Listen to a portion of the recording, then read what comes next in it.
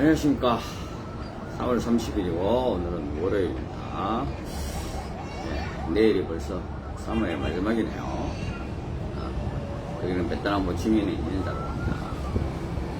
금방 2026년이 시작된 것 같은데 벌써 1사분기가 지났네요. 오늘은 좀 월요일날이 제가 좀 제일 한가한 날입니다. 저녁에 좀 늦은 점심을 먹고 지금 좀 편안하게 쉬다가 방송하는 중. 간단한 진행사항하고 몇 가지 알려드리고 오늘 본론으로 넘어가도록 하겠습니다.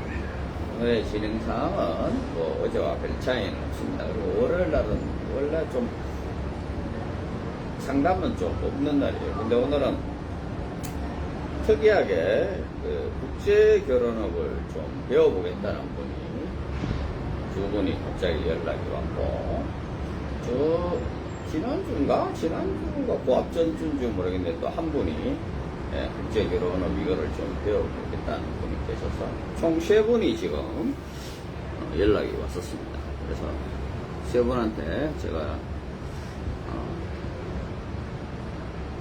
몇 가지 말씀을 드리고, 그리고 나서 진지하게 생각을 한 다음에 그러고 나서 연락을 하라고 그랬어요. 저는 국제결혼업을 하시는 분들한테 이거를 말리지는 않습니다. 왜냐하면 이 일만큼 제가 잘 아는 일은 또 없고, 또 그리고 뭐 이게 원체 한 26년간 이 일을 하다 보니까 이 일의 속성이라든가 뭐 변천사 이런 것도 잘 아니까, 그리고 누구보다도 잘할 자신도 있으니까요. 근데 이게 이제 국제 결혼업을 하시려는 분들한테 제가 몇 가지 이제 저는 이제 있는 팩트를 말씀드리면, 국제 결혼업을 하시는 방법은 2가지가 있습니다. 첫 번째는 이제 한국에 정식으로 등록증과 사무실을 내고 한국에서 국제 결혼업을 하시는 방법이에요. 베트남에서 이제 국제 결혼업을 하는 사람이 될 수가 있습니다. 그런데 2가지 다 장단점은 분명히 있습니다. 한국에서 국제 결혼업을 하시면 장점은 일단은 뭐 신랑분들은 국제 결혼업에서 하면은 뭐 업체가 신랑들을 보호해 준다 이렇게 생각할지 모르지만 아닙니다. 쉽게 말해서 법으로부터 업체가 보호를 받는 겁니다. 등록증이 있으면. 그만큼 이제 뭐 보통 여러분들이 쓰시는 표준약관이라든가 또는 이제 뭐 회사가 책임져야 될 부분이라는 게 굉장히 적어집니다. 그리고 그만큼 이제 뭐 쉽게 말해서 재판으로 들어갔을 때 신랑분이 이길 확률은 열에 하나도 안 돼요. 그만큼 이제 법의 보호를 신랑이 받는 게 아니라 회사가 받는 겁니다. 그런 부분이 있고, 2번째는 본인이 이제 하시기 나름이시겠지만 수익률이 나쁘지 않습니다. 그리고 뭐 투자 대비 뭐 수익률이라는 거는 제가 봐서는 상당히 좋은 편입니다. 왜냐하면 뭐 우리나라 요즘에 한국에서 무슨 일을 해도 1, 2억 가지고 뭔 장사를 하기가 쉽지 않습니까? 그래도 이거는 뭐 다 해봐야 뭐 1억이라는 것도 그 이제 쉽게 말하면 이제 뭐 자본금으로 들어가는 거니까 투자를 해도 그냥 은행에 들어가 있는 거랑 똑같으니까 실제로 투자금이라고 해봐야 한 2, 3천만 원이면 될 겁니다. 그러니까 이제 그만큼 진입 장벽이 낮죠. 그러다 보니까 많은 사람들이 시작합니다. 근데 또 많은 사람들이 쉽게 투자한 게 또 쉽게 실패도 하거든요. 쉽게 또 그만둡니다. 그게 현실입니다. 그러면 한국에서 하는 게 베트남에서 하는 거에 대한 단점은 뭐냐? 딱 하나입니다. 여성들의 프로필을 마음대로 못 올려요. 이제 그런 게 이제 법적으로 이제 뭐 여성의 무슨 저기 뭐 여성의 성상품화라고 하더라? 뭐 그런 것 때문에 못 올리게 되어 있습니다. 그게 하나 단점입니다.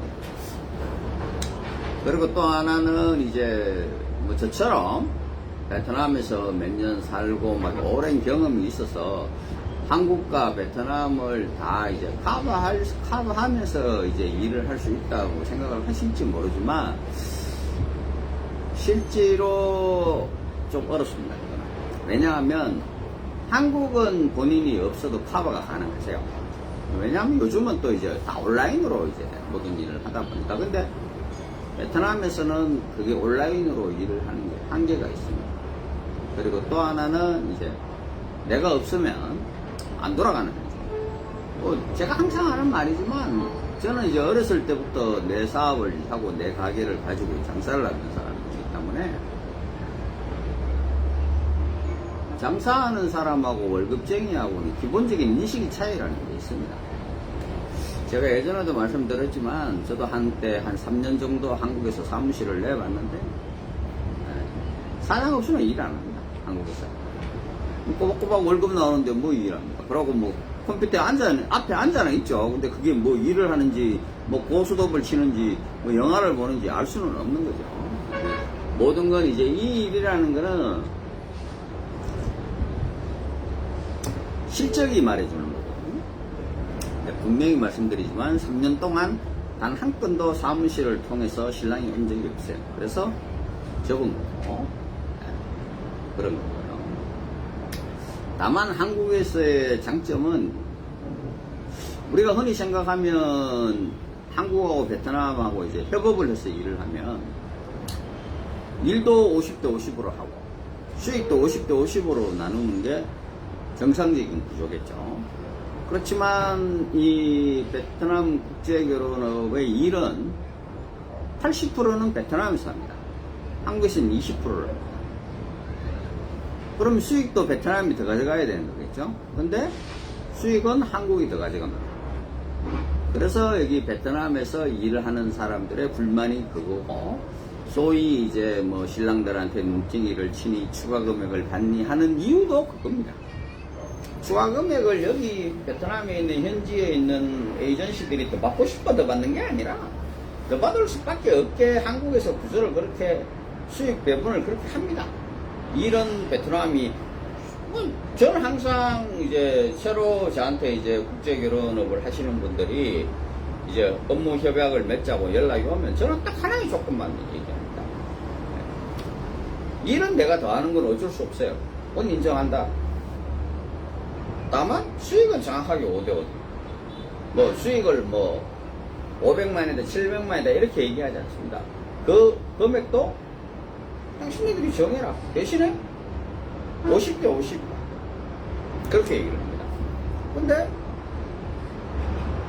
기존에 하고 있던 사람들은 그렇게 안 하죠. 왜냐? 자기들이 수익을 더 가져가야 된다. 더 가져가고 있고. 네. 그래서 저하고는 안 맞는 거예요. 그래서 그러고, 다만 이제 베트남에서 이제 국제결혼업을 하면은 어떻게 하느냐에 따라서 다른 게 사실입니다. 근데 보편적으로 이제 자기가 좀 편하게, 저도 옛날에 이제 에이전시 일을 먼저 시작했죠. 한국에서 업체가 이제 신랑을 보내면 저는 여기서 이제 공항에 나가서 신랑을 픽업하는 것부터 시작해서 공항에 데려다 주는 것까지 일을 하는데, 이게 쉽게 막 제가 26년 전에 제일 처음 그 일을 시작했거든요. 그러고 제가 10년 전에 이제 그 에이전시 일을 그만뒀어요. 그래도 뭐 지금 이제 에이전시 일을 하는 사람을 많이 알죠. 16년을 일을 했으니까. 제가 놀라운 사실들을 얘기를 해주면, 첫 번째, 26년 전이나 지금이나 한국에 있는 회사에서 받는 금액은 똑같습니다. 차이가 없습니다. 그것도 웃기잖아요. 한국에는 비싸졌어요. 코로나 이후에 뭐 예전에는 보통 한 1200선이 그거였거든요. 근데 지금은 뭐 1800, 2000, 2500 이렇게 자기가, 왜냐하면 그때는 이제 하는 방식이 무조건 오늘 와서 내일 결혼하는 그 방식밖에 없었어요, 예전에는. 근데 지금은 이제 뭐 다양하게 뭐 오늘 와서 뭐 하고 또 화상 통화도 하고 또 카톡으로 교제도 하고 뭐 또 결혼식도 신부집에서 하고 뭐 여러 가지 이제 방식들이 하다 보니까 이게 금액대가 다양해졌어요. 지금 최소 뭐 한 1300에서 1400에서 뭐 한 2500까지가 업체 비용. 그러니까 이거 지난번에도 제가 말씀드렸다시피 이거를 따질 줄을 모르는 신랑들은 그냥 싼 데 가시는 게 편해요. 그렇다는 거니까. 근데 웃기는 거는 1,300을 받든 2,500을 받든 베트남에 주는 돈은 똑같다는 얘기죠. 그러니까 그만큼 아까 말했다시피 수익 구조가 한국이 더 가져가게 되고, 그러면 이제 베트남에서는 쉽게 말하면 이제 여러분들이 이제 그걸 베트남에 있는 현지 에이전시나 마담들하고 하면 추가 비용을 받는다, 뭐 그 베트남에 있는 뭐 이제 무허가 등록 업체들은 추가 비용을 자꾸 달라고 요구를 한다, 막 이런 얘기들을 하잖아요. 추가 비용을 받고 싶지 않죠. 처음부터 딱 얘기한 것도 받고 싶죠. 근데 그렇게 못하도록 한국에서 그렇게 만들어 놨잖아. 그러니까 나머지 비용을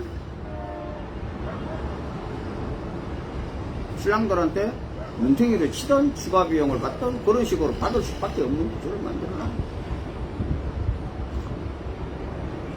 오늘 저한테 상담하신 분 중에 한 분은 코로나 전에 이제 이 국제 결혼업을 정식으로 이제 내가 하다가 코로나 이후에 다시 이제 하시고 싶다 되셨는데, 그분도 이제 저하고 뭐 이런저런 얘기를 하다 보니까 자기도 이제 오늘 와서 내일 결혼하는 게 잘못된 거. 거기서 일어나는 모든 이제 사건. 왜냐면 한 2, 3년 해보면요, 답이 나와요. 이게 어떤 문제 때문에 일들이 생긴다는 거. 그리고 또 이제 한국에 있는 이제 좀 초창기 업체들은, 한국에 있는 초창기 업체들은 자기 마음처럼 생각해요. 이게 무슨 말이냐 하면 이런 거죠. 마담이나 현지 에이전시나, 제가 이런 말씀 드리지만 추가 비용이든 눈팅이든 안 치는 사람이 없습니다. 없어요. 제가 100% 단언합니다. 그게 뭐 액수에 크고 적고의 의문이 있을지 모르지만 다 눈팅이 치고 다 추가 비용 받아요. 왜 그러냐? 한국에서 그렇게 만들어 놨거든요. 근데 최근에 이제 기업하신 분들은 이런 얘기를 합니다. 아이, 자기가 거래하는 현지 사장님하고 마담은 그렇지 않다고 얘기해요. 그렇지 안 그렇죠?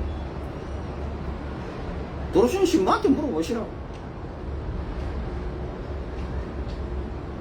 쉽게 말해서 뭐 그런 거 합니다. 뭐 거마비라는 것도 있었고, 한국에 뭐 그건 말 붙이기 나름이니까요. 뭐 거마비, 그 다음에 뭐 이렇게 뭐 약혼식 지참금이라고 해가지고 뭐 2,000달러를 봉투에 넣어서 신랑이 신부 부모님한테 직접 이제 드리기하고 그거를 막 사진을 찍습니다. 그 2,000달러 안 갑니다. 직접 주죠. 신랑이 직접 자기 눈으로 확인해서 봉투에 넣어서 붙여서 줍니다. 근데 뒤돌아서면 그 돈을 마담이나 뭐라 그러죠? 마담이나 뭐 또 통역사들 이런 사람도 시켜서 뺐습니다. 왜 뺐느냐? 간단하게 얘기해서 한국에 있는 사장하고 베트남에 있는 현지 에이전시하고 업무 협약을 맺어서, 자, 신랑 한 명당 500만원을 내가 너한테 입금할게, 이렇게 이제 썼다고 합시다. 그럼 뭐 500이 될지 600이 될지 400이 될지 그건 각 회사마다 있는 거니까. 근데 내가 500을 주기로 했어요. 그러면 우리가 생각할 때 한국에 있는 업체가 500을 줘야 되잖아요. 근데 500 안 줍니다. 300 정도 줄 겁니다.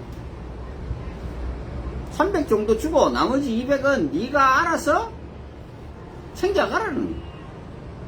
그러니까 챙겨갈 데가 어디 있어요? 신랑들이 신부한테 주는 지참금에서 달러로 주면 그거 챙겨서, 그게 가져가기는 마담들이나 통역이 가져가지만 실제로 그게 한국에 있는 업체가 에이전시한테 줘야 될 수고비로 베트남 에이전시가 챙겨가는 거예요.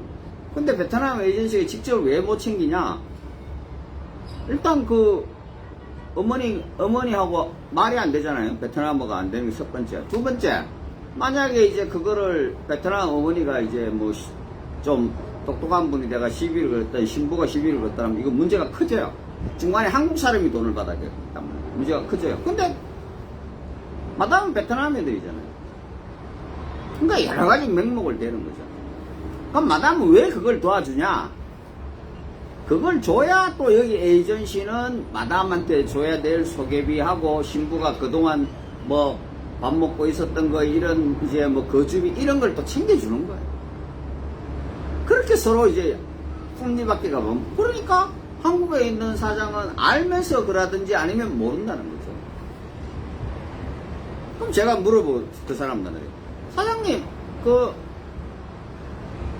에이전시한테 얼마 주십니까?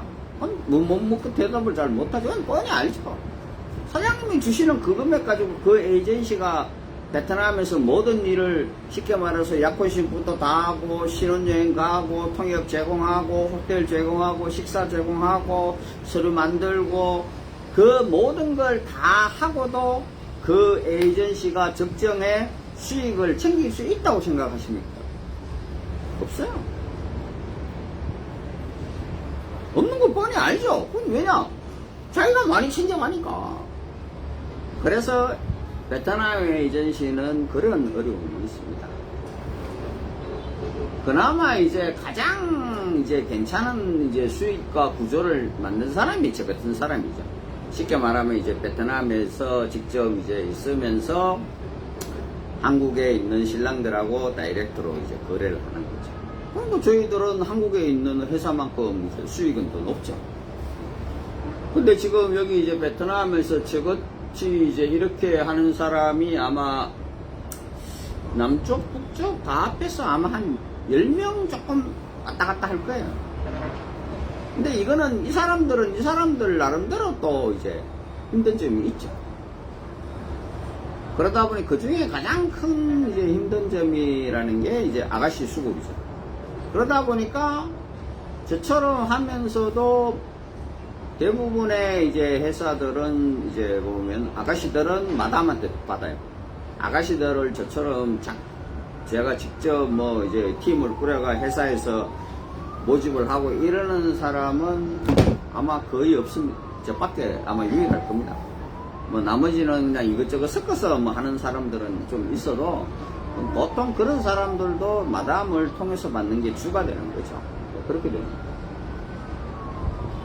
그래서 제가 예전부터도 제가 그런 얘기 말씀 많이 드렸잖아요. 제가 나이가 들고 이러다 보니까 저도 이제 뭐 은퇴를 이제 63세니까 은퇴를 슬슬 준비를 해야 되는 이제 시기가 된 거죠. 그래서 저는 저하고 일을 하시겠다는 분도 저는 환영합니다. 예, 뭐 그건 환영하고. 근데 이제 그분이 정확하게 이제 제가 이제 말씀드리는 건 항상 그런 얘기예요. 한국에서 이제 이 일을 할 거냐, 베트남에서 이 일을 할 거냐, 아니면 한국과 베트남을 왔다 갔다 하면서 이 일을 할 거냐. 모든 건 다 열려 있어요. 근데 분명한 거는 한국에서 등록증이 없으면 베트남에서 있고 또 한국에 베트남에 왔다 갔다 하는데 한국에 등록증이 없으면요, 법적인 문제가 발생할 수 있습니다.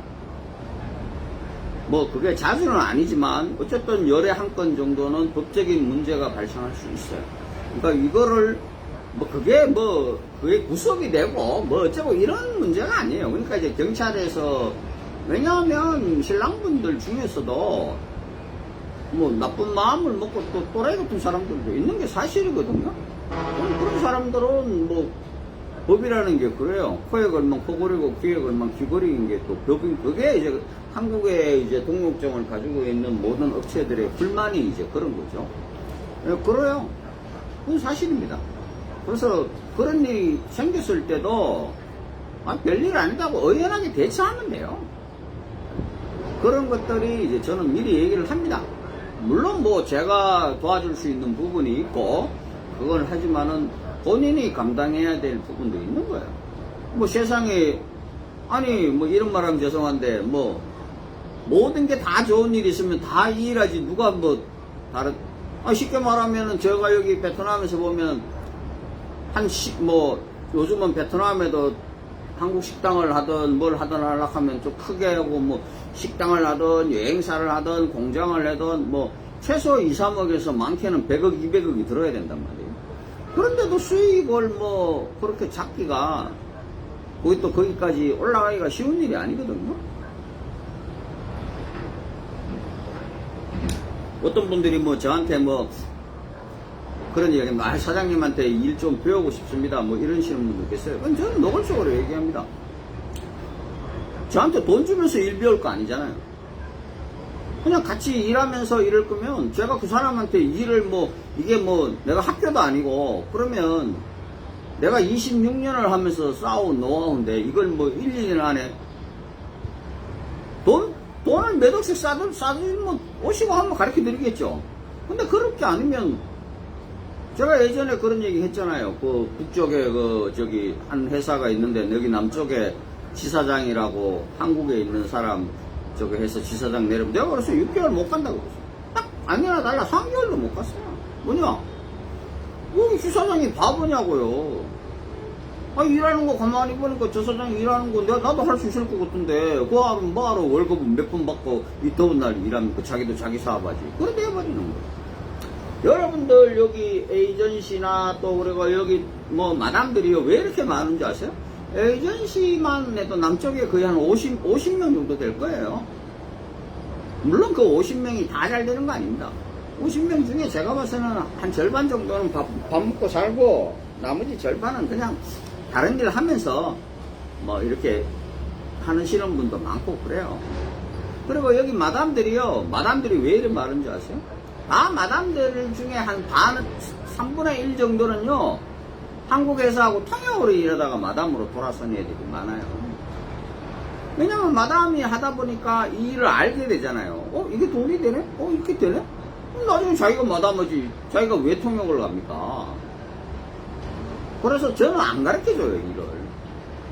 저는 제가 지금도 서류를 하고 있고 하지만 제 밑에 뭐 여러 가지 일하는 애들이 있지만 걔들한테 저는 서류 안 가르쳐줘요. 제가 직접 상담하고 딱 자기 맡은 일 외에는 안 가르쳐줍니다. 왜냐? 호랑이 키우는 거거든요. 근데 한국 사람이 들어와가지고 그 양반이 뭐 아이 사장님 저는 뭐 사장님하고 뭐 천년만년 일하겠습니다. 그 말을 믿을 사람도 없고 그 말을 믿으면 안 되는 거죠. 저는 노골적으로 그렇게 얘기합니다. 사장님이 저하고 일을 하시려면 3년 동안은 인센티브를 뭐 기본급 얼마 이런 것도 없습니다. 왜냐 이건 기본급 아까도 말했듯이 기본급 받아가면 뭐 그 사람이 일을 하는지 뭘 하는지 뭐 그냥 인센티브를 받아도 기본급에 몇 배는 벌어갑니다. 솔직한 얘기로. 그럼 인센티브로 왜냐면 그래야 본인이 한 걸 또 그게 제가 적게 주고 싶으면 월급 주면 돼요. 근데 그냥 한 2명 하면은 보통 우리가 여기서 주는 월급만큼 더 가져가니까. 근데 그럼 재미도 없잖아요, 그 사람도. 그 사람도 뭐하러 3명, 4명, 5명을 뭐하러 합니까? 그냥 월급 받고 있는데 이렇게 돼버리는 거예요. 그래서 그런 거 필요 없이 인센티브로 받아가고, 그리고 독립을 해도 5년까지는 베트남에서 일은 저한테 맡기고 그걸 저는 계약서로 씁니다. 그렇게 해서 그렇게 하시려면 뭐 다른 건 없어요. 뭐 제가 여기 들어오시는데 뭐 돈을 얼마 투자해라 이런 거 없어요. 한국에서도 마찬가지고. 다만 저는 이제 원하는 거는 딱 그런 거죠. 지금 현재 우리 시스템대로 일을 해라. 뭐 자기가 돈을 얼마를 더 받든지 그거야 뭐 자기 능력이지만 뭐 오늘 와서 내일 결혼된다 그러고 이런 건 안 된다는 거죠. 왜냐 그걸로 인해서 벌어지는 이제 뭐라 그러죠, 문제라는 거는 제가 누구보다도 잘 아니까 그런 거를 제가 이제 막아주는 거잖아요. 왜냐면 나는 10몇 년 동안 해가면서 배운 공부를 그 사람한테는 출발부터 지금 여러분들이 아시는 유튜브에서 화상통화합니다, 카톡 교제합니다, 성교제합니다 이런 모든 방법들이요 제가 제일 먼저 시작한 거예요. 그래봐야 그 사람도 코로나 끝나고 나서 시작한 지 몇 년 안 됐어요, 이렇게 생긴 지가. 근데 지금 거의 상위 클래스에 있는 국제결혼업체는 다 그렇게 하잖아요. 그래서 제가 그거에 대해서 원천권을 주장하는 건 아니고, 왜냐 그렇게 해서 많이 사고를 줄인다는 거를 알아요 제가. 그러니까 굳이 옛날로 돌아갈 이유가 없다. 저는 그거 하나만 지켜주면 돼요. 왜냐 또 그렇게 해서 많은 신부들을 모아놨는데 갑자기 이 신부들한테 오늘 만나서 내일 결혼하라 그러면 안 되죠. 그래서 그러면 그것만 하나 시켜주면 저는 상관이 없다는 거예요. 그래서 뭐 그게 누가 될지 또 몇 분이 될지는 모르겠지만 저는 항상 열려 있으니까 이걸 사업으로 하시고 싶으신 분도 언제든지 저한테 연락하셔가지고 상담을 하시면 됩니다. 그리고 또 하나는 이게 지금 이제 여러 남성분들이요, 이제 물론 이제 뭐 여러 회사들하고 상담을 하고 뭐 이렇게는 그런 건 제가 뭐라고 말 안 해요. 상담을 하시라 그래요. 근데 상담을 하든 뭘 하든 좋은데 남자분들이 신부들을 귀하게 여겨야 됩니다.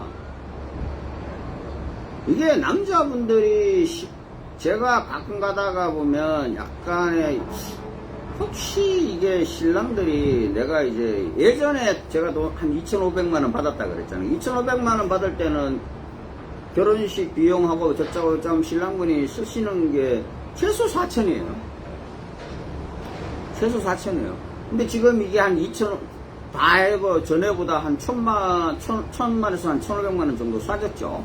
지금은 뭐 2,500에서 마무리 많이 들어도 3,000이 넘기는 힘든 구조니까. 이렇게 이제 바꿨는데, 이걸 이렇게 하다 보니까 제가 어떤 생각이 드냐 하면, 이게 신랑분들이 신부님을 싸게 만날 수 있다는 이런 걸로 접근을 하라는 생각들이 가끔 갔다가 들 때가 있어요. 그건 아니라는 말씀입니다. 그걸 분명히 드렸습니다. 4,000만원을 주시고 만나는 신부나 500만원을 주시고 만나는 신부나 신부의 질은 똑같은 거예요. 4,000만원 주고 만났다고 해서 이 신부보다 몇 배에 뛰어난 신부를 만난다? 이런 거는 없습니다. 그런 거는 꿈을 깨세요. 그렇게 돌아가지를 않아요, 메커니즘이. 근데 제가 왜 이런 말씀을 드리냐 하면, 이제 저희 회사 이제 신부들이 이제 매달 이제 신랑들한테 이제 생활비라는 거를 받게 되거든요. 생활비를 받으면 이게 이제 예전에 제가 시골에 왜냐면 저는 시골에도 있어봤고 호치민에도 있어봤잖아요. 그럼 제가 건터에 있을 때 보통 저희들이 생활비를 한 35만원, 40만원 정도 받았었어요. 그래서 이제 신부들이 이제 제가 받은 게 아니라 신부들이 받죠. 그러면은 이게 뭐 평균 잡아 한 40만원이라고 하면 지금은 평균 잡으면 한 50만원 정도 됩니다. 그러면 이게 예전에는 10만원을 하면은 최하 아무리 못 가져가도 10만원이면은 한 190만 동 정도를 받았어요. 그때는 환율이 괜찮았거든요. 근데 지금은 10만원을 하면은 170만원 정도밖에 170 뭐 1, 2만 동 뭐 이 정도밖에 안 될 거예요. 지금 형편없이 낮아졌죠. 지금 뭐 전쟁이니까 환율이 더 하고요.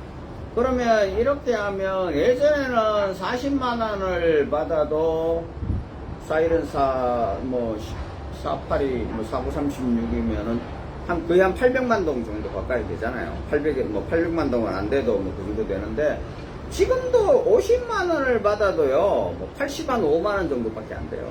뭐 800한 50만 동 정도밖에 안 돼요.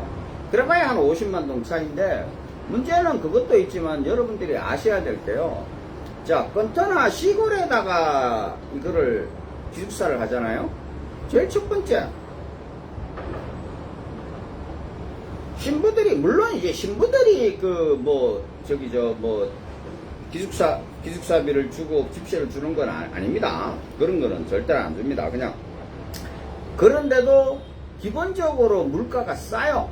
그리고 신부들이 집에를 가는데 그냥 오토바이 타고 또르륵 가면 되잖아요.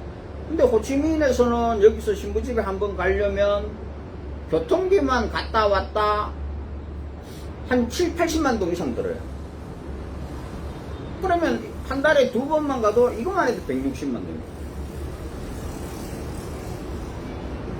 그리고 또 여러분들은 어떻게 생각할지 모르지만 가끔 가다가 저한테 이제 그런 신랑이 있습니다. 아니 신부들이 기숙사에 있으면서 밥 먹고 뭐 그냥 공부하면 되는 거지. 여러분들 학교 다닐 때 그렇게 했습니까? 학교 다닐 때 부모님이 학비 내주고 밥 먹여주면 학교 갔다가 집에 왔다가 공부만 하고 그렇게 살았어요? 그거 아니잖아요. 밀크티도 한 잔씩 마셔야 되고, 과일도 먹어야 되고, 또 가끔 가다가 한 번씩 시내 나가서 콧바람도 쉬고 영화도 보고 해야 될 거 아닙니까? 근데 돈 한 5만원, 10만원 더 주는 거를 가지고 다른 회사보다 생활비가 비싸다 어쩌다라고 얘기하시는 거는 옳지 않으신 태도예요. 예전에 제가 그런 말씀을 한번, 그런 신랑이 한 사람이 있었어요. 뭐냐면 그 신랑이 담배를 피워요. 저는 이제 담배 끊은 지가 거의 한 20년 가까이 됐거든요. 지금 담배값이 한 4, 5천원 하나요? 그러면 하루에 한 갑이면요, 한 달이면 돈이 12만원이잖아요. 4, 5천원 더 넘는 건가? 내가 안 피우다 보니까. 그러면요, 자기는 한 달에 10몇만원 하고, 뭐, 술 한잔 먹고 어쩌고 저쩌고 하면, 한 달에 3, 40만원을 우습게 쓰면서, 또 신부들은 그 돈을 가지고요, 100% 자기가 쓰질 않습니다. 왜냐하면 신부들은, 자, 보세요. 시골에서 일을 하다가 일을 해도 기본적으로 지금 이제 월급이라는 게 그래도 뭐 한 35만원, 뭐 저기 밑에 지방은 35만원, 40만원이고 여기 호치민이나 이런 데는 50만원 이상 됩니다. 예, 최저임금이라는 게 있어요. 달라요. 여기 지역마다. 그러면 이거를 했을 때 이 일에 자기만 다 쓰냐? 그렇지 않아요. 집에 부모님들한테 일정 부분 도움도 준다고요. 근데 이거를 자기가 이제 한국 간다고 해서 나 몰라라, 이건 내 거야, 내가 쓸 거야, 이렇게 하지를 않아요. 아껴서 쓰고, 보통 보면 한 40%에서 50% 정도를 부모님을 드려요. 그 생활비를 아껴서. 그리고 또 하나, 지난번에도 제가 말씀드렸다시피 어쨌거나 이분들은 이제 한국에 나가실 분들이에요. 그러면 고향에 가면 친구들하고 뭐 또 만나서 오래간만에 뭐 점심도 먹을 수 있고 커피 한잔 먹을 수 있잖아요. 그러면 예전 같으면은 뭐 n분의 1을 해서 내는 것도, 야, 너 뭐 한국 오빠 만났다며 한국으로 곧 들어간다며 이런 얘기 하다 보면 내가 한 잔 사야 될 때라는 게 있는 거예요. 그리고 뭐 집에 내려가니까 TV가 좀 고장났다 이러면 그런 거 저런 거 아껴가지고 TV도 사주고 가전제품도 한 번씩 갈아주고 한단 말이야. 그런 재미가 있어야 한국으로 시집가는 재미가 있는 거지. 내가 딸내미를 한국으로 결혼시켜서 시집을 보내는데 딸내미는 사는 건 예전보다 더 못하고, 어? 그렇게 하면 누가 그 부모가 한국으로 시집 보내려고 그래. 중요한 거는, 예전에 제가 그런 말씀 한번 드렸죠. 중요한 거는 신랑이 신부한테 직접 주시면 돼요. 그 돈도 지금 예전에는 저희들이 회사를 통해서 그 생활비라는 걸 주라 그랬어요. 그러다 보니까 또 이제 문제되는 부분이 이제 이 환율이라는 게, 또 제가 뭐 은행에서 은행으로 바꿔주는 네이버 환율을 갖다 얘기하시는 분이 계세요. 근데 그거는 은행에서 은행 나누는 환율이에요. 기준 환율이라는 거는 일반인인 저도 못 바꿉니다. 그렇게는. 그럼 은행 가도 살 때 환율이 다르잖아요. 그 정도는 아니지만 여기서도 환치기 하는 사람들이 있으면 그 사람들도 수수료라는 거를 말씀해요. 뭐 본인은 수수료가 사장님 뭐 몇천원 뭐 그것도 만원도 안 되는데 이러지만 그게 한 3, 40명 모여보세요. 그들이 여기 한 해 월급이에요. 그러니까 그런 거, 그래서 이제 요즘은 또 이제 좋아진 게, 옛날에는 트래블 카드도 이제 그 ATM에서 되는 데도 있고 안 되는 데도 있고 막 이랬었어요. 근데 요즘은 이제 어지간하면 다 되더라고요. 그래서 그냥 신랑들한테 들어올 때 트래블 카드 들어와가지고 이제 되면 그냥 넣어주세요, 한국에서. 그럼 여기 신부가 이제 알아서 찾아가니까. 그러면 뭐 사장님 요번에 환율이 얼마입니까? 저 얼마입니까? 할 이유도 없는 거죠. 그게 중요하다. 그리고 하다 보면 제가 그런 얘기 합니다. 오늘도 그런 문자를 보냈지만,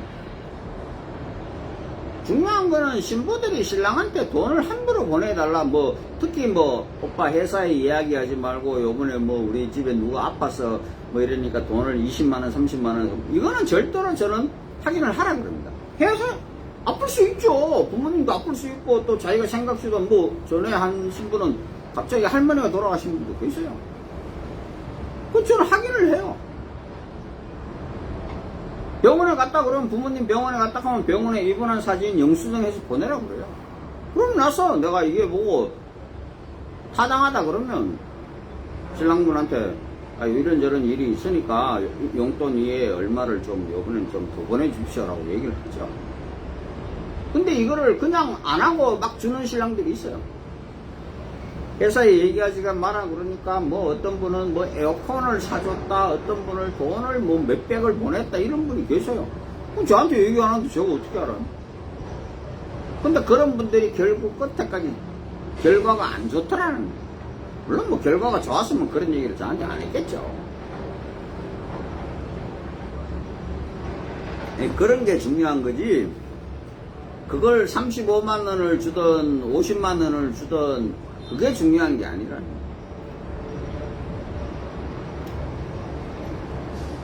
그게 신부들이 그런 걸 가끔 가다가 한국에서 그런 걸 느낍니다. 뭐 이런 얘기야 뭐 하지만 신부들이 신랑들하고 싸우고 이혼을 하겠다 하면서 가장 큰 이유가 뭔지 아세요? 무시한다. 신랑이 자기를 무시한다. 그런 얘기를 아주 많이 합니다. 싸우는 신부에, 이혼하겠다는 신부의 거의 90% 이상은 꼭 그 말이 들어갑니다. 신랑이 자기 무시한다. 그 신랑한테 물어보죠. 무시했습니까? 그러면 그 사람은 기억도 못해요. 아니 제가 무슨 무시를 합니까? 근데 아시죠? 무시를 하는 사람은 몰라요. 무시를 당하는 사람만 아는 거예요.